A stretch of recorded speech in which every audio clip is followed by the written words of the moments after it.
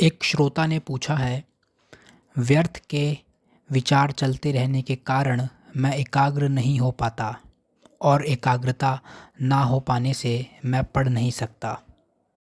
कृष्णमूर्ति।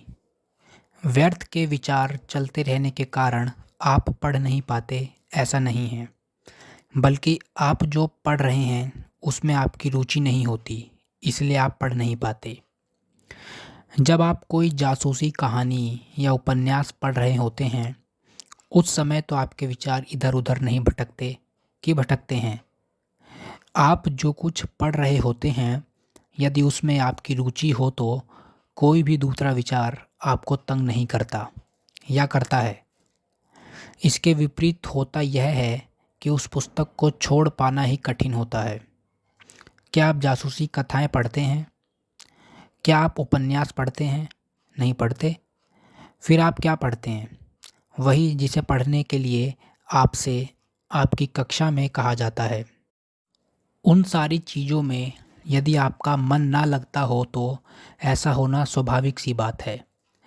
आप उन्हें पढ़ने के लिए अपने आप को मजबूर कर रहे हैं। जब आप पढ़ने के लिए स्वयं को बाध्य करते हैं तो आपका मन उचट जाता है। शिक्षा का यह एक गलत तरीका है।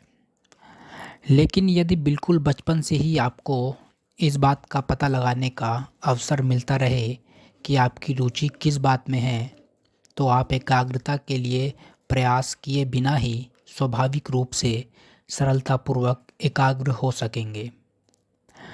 किंतु पुराने छात्रों के लिए दुर्भाग्यवश यह ना हो सका, क्योंकि उन्हें पुरानी विधि से पढ़ने और अध्ययन के लिए मजबूर किया गया और उस रीति से उनकी शिक्षा दीक्षा हुई। अब जब आपका मन इधर उधर भटकता है, तब यह समस्या आती है, मैं अपने विचार को नियंत्रण में कैसे रखूं? आप ऐसा नहीं कर सकते हैं। अपने विचारों पर काबू पाने की कोशिश मत कीजिए, बल्कि इसका पता लगाएं कि आपकी दिलचस्पी किस बात में है।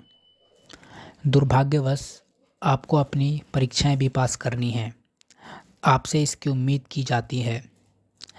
किंतु यदि आप सचमुच अपने मन के तौर तरीकों को समझना चाहते हैं, तो मन को इस बात का पता लगाना होगा कि उसे किस बारे में दिलचस्पी है। कुछ दिनों के लिए या कुछ वर्षों के लिए ही नहीं, बल्कि जीवन पर्यंत गहरी रुचि। जब मन को यह मालूम हो जाएगा कि उसकी रुचि किस में है, तो एकाग्रता की समस्या नहीं रहेगी। यह स्वभावतः एकाग्र हो जाएगा। उम्मीद करता हूँ आपको अच्छा लगा होगा और समझ में भी आया होगा। अगर अच्छा लगा तो वीडियो को लाइक करें और चैनल को सब्सक्राइब करें। And finally, thank you for your valuable time.